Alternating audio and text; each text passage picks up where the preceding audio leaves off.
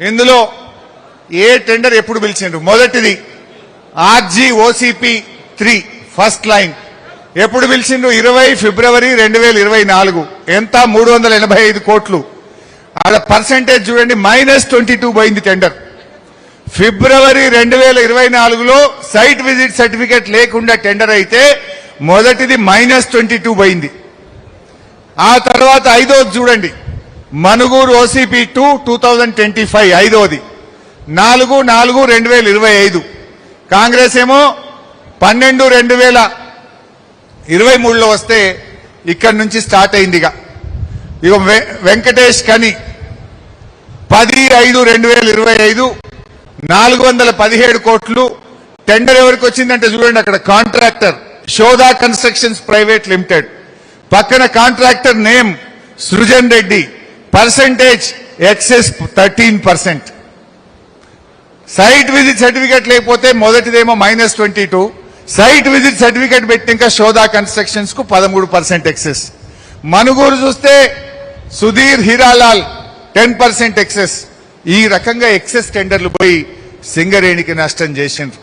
అంటే ఒక్కొక్క tender excess పోయి అడ్డగోలుగా దోచుకునే పరిస్థితి.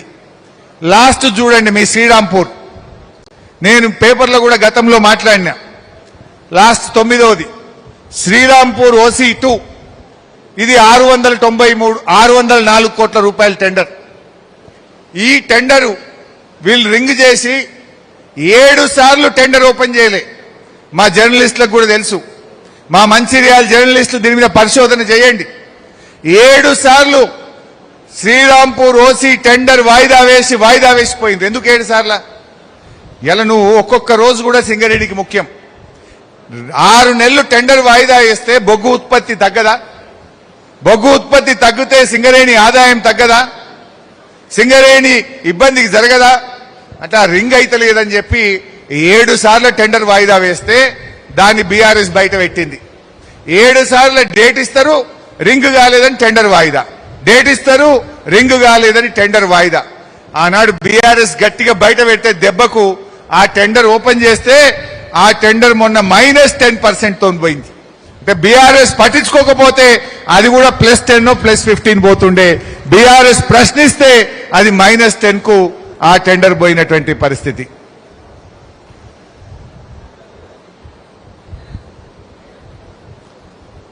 ఇది -12 పోయింది.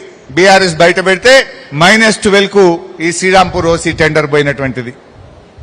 ఇకపోతే సోలార్ పవర్ టెండర్ స్కామ్. ఇప్పటిదాకా చూసింది OB టెండర్లు.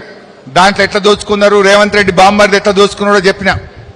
నిన్నెక్కడో రేవంత్ రెడ్డి మాట్లాడిండు, హరీష్ రావు టెండరే కాలే సింగరేణిలా, కాని టెండర్ కు అవినీతి అయిందంటూ అన్నాడు. నేను ఇప్పుడే ఛాలెంజ్ చేసిన, నేను సింగరేణిలో నీ బామ్మర్ది సృజన్ రెడ్డికి నువ్వు టెండర్ ఇచ్చినావా లేదా? సైట్ విజిట్ సర్టిఫికేట్ విధానంతో 13% ఎక్సెస్ లో నీ బామ్మర్దికి టెండర్ వచ్చింది, నిజమా కాదా రేవంత్ రెడ్డి అని నేను అడుగుతా ఉన్నా ఈరోజు. ఒకవేళ అది నిజం కాదు అంటే నేను రాజీనామా చేయడానికి సిద్ధంగా ఉన్నా, నువ్వు టెండర్లు రద్దు చేయడానికి సిద్ధంగా ఉన్నవా అని నేను అడుగుతా ఉన్నా. మీకు తెలుసు నైనీ బ్లాక్ టెండర్లు అయిందోటి. నైనీ బ్లాక్ టెండర్ విన్నరా? బట్టి విక్రమార్క, కోమటిరెడ్డి వెంకటరెడ్డి కొట్లాడుకున్నారు, సైట్ విజిట్ సర్టిఫికేట్ పెట్టిండ్రు.